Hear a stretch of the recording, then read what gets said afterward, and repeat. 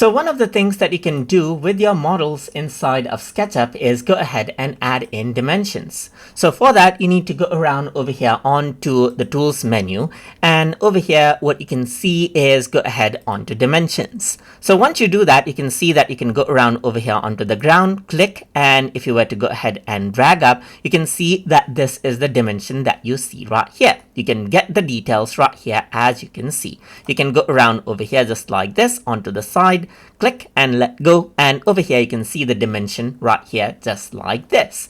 So if I were to go around over here, you can see the dimension over here, and just like this, if I were to go ahead and click and drag it, you see the dimension around over here as well. You can even go around right here just like this. Let's say, for example, let me just go ahead and press escape, click around over here on the edge. This is what you have right here. So you can see that I can go around right around over here onto the edge, and then you can see the dimension up till a certain location just like this as well. And as I pull out right here, you can see that I can pull it off this side or this side as I want, and you can see the dimension details right here. Let me just go ahead and click and drag one right here, and let's just go ahead, click and drag one right here, click and drag one right here just like this. You can see that it is quite dynamic right here just like this. You can go ahead and place it wherever you want. So that is what you have.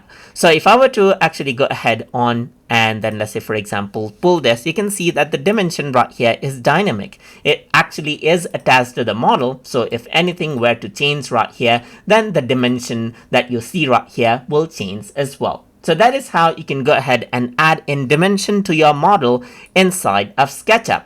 So I hope you guys learned something as always. And as always, please like, comment, share, and subscribe.